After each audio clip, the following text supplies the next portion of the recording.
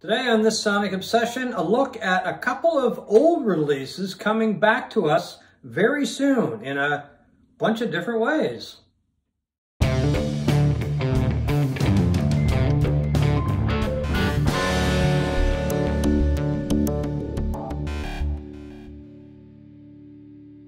Hi folks, I'm John Whidden and this is my friend Steve McLeod, and today we're going to take a look at a couple of releases coming your way very soon. We're going to talk about the Beach Boys, Ceylon Sailor, the Beatles, Revolver, and a live set by Tom Petty. So I'm going to let you roll away, first of all. Yeah, I'm just going to talk about the ones that I'm interested in, which is definitely the Tom Petty one and some Steely Dan reissues coming. As you can tell from this guy on the wall, I love Tom Petty. I have, on this wall, I have a couple of box sets. The two box sets, there's one, there's the other. Of probably some hidden somewhere too. Oh, who knows? Yeah. Probably hidden from my wife too. Yes, but exactly. Don't tell her that. Yeah, I love Tom Petty. I happen to think that Tom Petty and The Heartbreakers is the greatest American rock and roll band ever. Ooh, I can't agree with you on that one. Not even close. Good, but not great. Not the greatest. Oh, yes, they are. No. Anyway, well, let's not talk about that. No. I mean, I have the Petty Live anthology that came out a number of years ago, which kind of started off the box set trend. I have American Treasure, and I have... Do you really need any more? You sound like my wife. Well, maybe you might have a point. Just kidding. No. Yes, I do need more. Okay. But I'm not going to get the big box. There are like a lot of stuff that's coming out just before Christmas. The Tom Petty box of Live at the Fillmore 1997, which chronicles Tom Petty's 20-show residency at the Fillmore in San Francisco. I was going to say the Fillmore West, right? Yeah. Yeah. Well, I don't know if the Fillmore East is gone. So, yeah, so I guess it does stand as the Fillmore.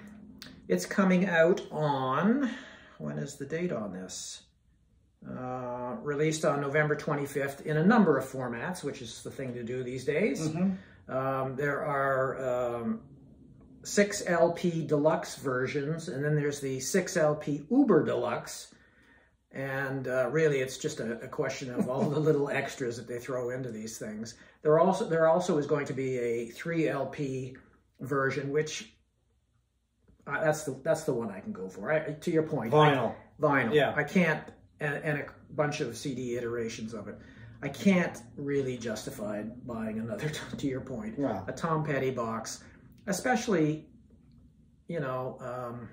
The one Uber Deluxe actually comes in a replica cymbal case, which is kind of silly. A replica? Oh, cymbal case. Oh, yeah, cymbals. Like the Roadies carry the cymbals in a case, and I guess the vinyl is going to be inside, and there's all kinds of extras like... I'm sure it'd be cool. Oh, it'd be cool to have if I could afford it. I would be on board. But it is... The LP versions, 6 LP versions, are comprised of 58 tracks, mostly deep cuts from Petty's catalog, and a whopping 35 cover songs, which is kind of the intriguing part of this box set for me. Every cover song I've ever heard them do, they did just a bang-up job of them. They just do a great job of the cover stuff when they, tackle it. Which makes them one of the greatest American band of all time. No, they're not the greatest American band of all time. Anyway. LPs, like all of the Tom Petty's various box sets and reissue programs, are cut by Chris Bellman. He has done a fabulous job on these things. The sound is incredible. The vinyl quality is perfect, really. I don't have a single criticism of the various Tom Petty albums that I bought in the last 15 years or so. The set includes a 24-page booklet and various tchotchkes like tour laminates. There's in the Uber Deluxe one, there's lithographs, and the Uber one, which is available, I think, only on their website. Probably, because they're doing that a lot now. A lot of bands are selling certain sets only on their website. Yeah, they're really deluxe kind of. It's limited to 500 copies, and it's really expensive. It's over $500. Whereas the regular deluxe format is $174 US on Amazon and $211 Canadian. It's not bad. It's not bad, but I think I can do without. I just want the creme de la creme of the 3 LPs, yeah. And that's what I'm interested in going for. There's a 4 CD version, which is listed for $77 on Canadian Amazon and $47 on the US site, which is pretty good. It's good, yeah. The LP version is $74 on Canadian Amazon and $47 on the US. How do they get away with so much? I don't get it. We get ripped off in Canada. So much. I mean, obviously, most of that is the exchange. Of the 35 covers, some of them include 8 Miles High by the Byrds. Petty was highly influential. Big Byrds fan, yeah. Green Onions by Booker T and the MGs. Dylan's Knocking on Heaven's Door. Satisfaction by the Stones. You Really Got Me by the Kinks, and many, many more. So I'm, as a near completist, I'm really looking forward to this one. The other one that we're going to talk about is, well, we're going to talk about a couple, but Revolver. Yeah. By the Beatles. We kind of knew this was coming. There was an official announcement a while ago. They released the details of it, but I think we talked about this a long time ago, wondering if there would be a Revolver deluxe set, and of course there is. And it comes in many different editions as well. There's the special edition Super Deluxe. It's got 63 tracks, 5 CDs, 4 LPs, and a 7-inch. And then there's the Special Edition Deluxe, 29 tracks, 2 CDs, and then there is the Revolver Special Edition Standard, which is 14 tracks, 1 CD and a digipack, and 1 LP, which is a new stereo mix, and there is a limited edition 1 LP vinyl picture disc. So as you can see, it's like Petty. It comes in a number of different packages.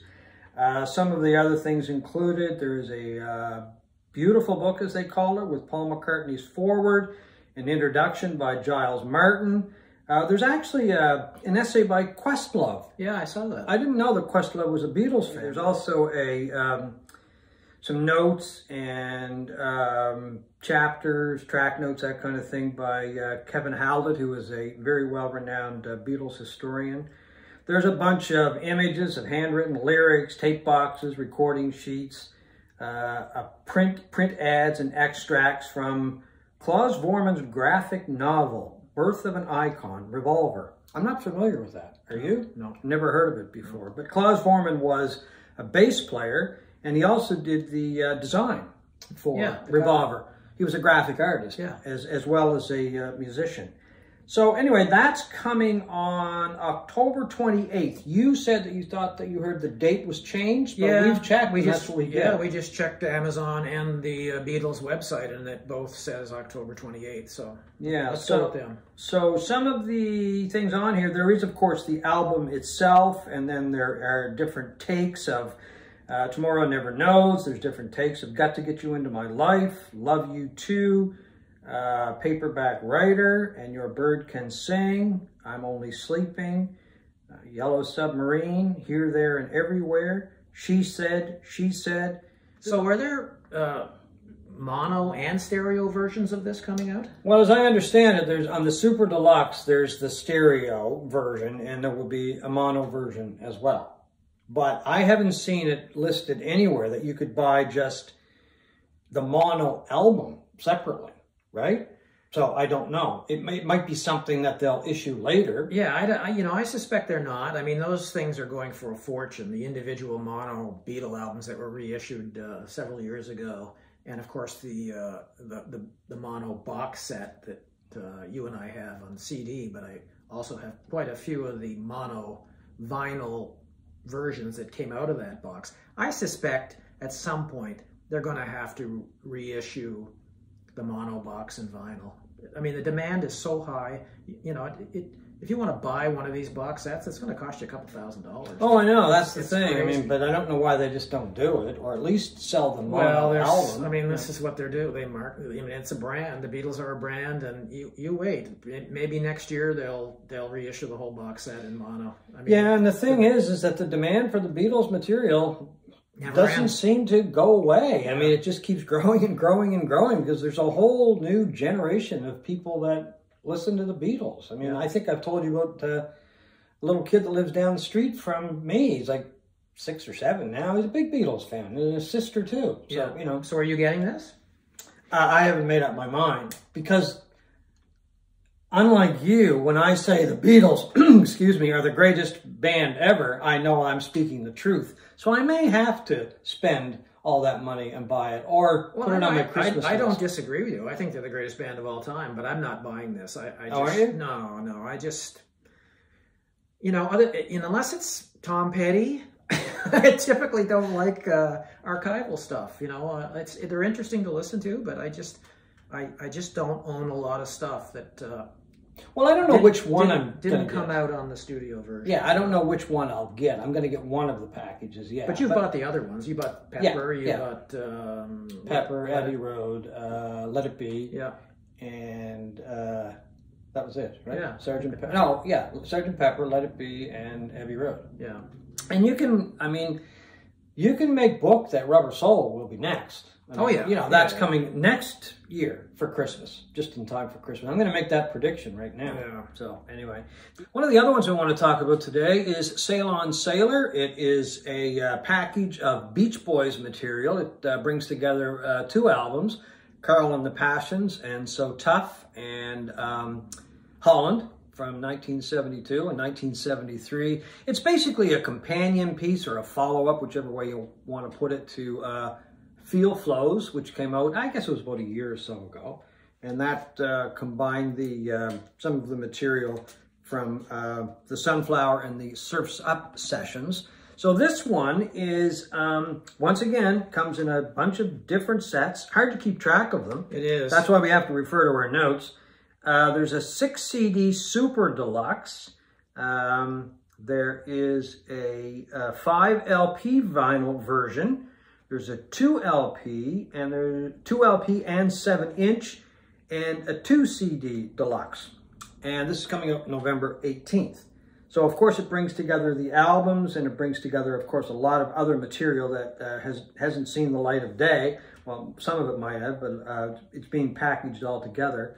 I really like the album Holland. It's probably my favorite Beach Boys album after Pet Sounds.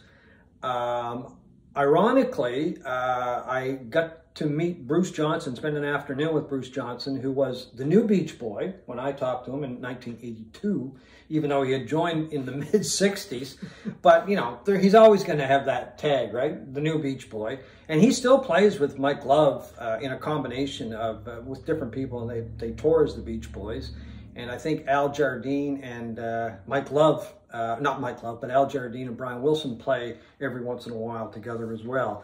But we were talking about the longevity of the Beach Boys because, you know, as I said, they're still touring, well, in name anyway, but a lot of the re-releases get a lot of attention. So I was just asking when we were talking about, you know, why is the Beach Boys still popular? Why is the band still popular? And of course, this was 82, but I think it still rings true today, at least for the recorded material anyway. He said the whole Beach Boys thing keeps going. The fact that it keeps going is Brian Wilson somehow stumbled on the Disneyland formula. The stuff is ageless, and we can see it in the audiences. It's because the music is like the Disney movies. Forever young, we're not, but the music is. There's a lot of truth to that as well, you know? Especially now. Yeah, I mean, I know there's been a lot of friction. Especially 40 years later. Yeah, and there's a lot of friction between the guys in the band, the ones that are still alive. Carl Wilson, of course, died, and Dennis Wilson still died. They're still touring as the Beach Boys, and I suspect this package will probably get a lot of attention, just as the Feel Flows did as well. So anyway, am I going to buy it? Probably not, but I wouldn't mind a new copy of Holland because this one has been around a very long time. I don't even remember that cover. It's strange. Yeah, well, it's a... they recorded some of the album in the Netherlands, and then they had to do some of the redo or add to some of the tracks when they went back to the United States. But I think it's got one of the greatest songs I think the Beach Boys ever did was California Saga, which is just a tremendous song. Yeah. And The Traitor is on this album, a song that Tom Petty really liked. And I know he mentioned it a couple times, saying that it was... he described it actually in the liner notes for a 2000 CD reissue. He called the album is beautiful, and he said The Traitor is the album's centerpiece. And Elvis Costello has also ranked Holland as one of his favorite albums as well. So I'm in pretty good company. Yeah, I just want to remind folks that about the Steely Dan reissue program, which I'm really excited about, begins on November 4th with the release of Can't Buy a Thrill, their 1972 debut album. My favorite band of the 70s. It's coming out in two formats, not formats, but by two different companies. Analog Productions, the audiophile reissue label, will be putting out their Can't Buy a Thrill on its UHQR format. And it's going to cost, unfortunately, $150 US, which takes us out of the game. But for guys like us, budget retirees, Universal is doing a cheaper reissue of the whole catalog over the next year and a half or so. And it begins with Can't Buy a Thrill also on November 4th. And that's, unfortunately, that's not going to be all digital or all analog like the Analog Productions one is. It'll be cut from digital files. But the great Bernie Grundman is doing both versions, so I'm hoping, fingers crossed, that it will sound great. Oh, too bad we didn't have the money that we could buy both versions and do a comparison, but anyway. Like certain people in the vinyl right, community. Exactly, yeah, maybe in another life or something. Yeah. I do want to correct one little thing when we were talking about the Beatles reissues. I failed to mention the White Album and the Escher sessions, because I think that's probably the most interesting one of all of them, of all of the box sets that have been released so far. Yeah. We'll have to wait and see what Revolver's like. Anyway, thanks very much for watching our look at some things coming your way. So maybe we've added to your Christmas list, either in receiving or giving. So thanks for watching this Sonic Obsession.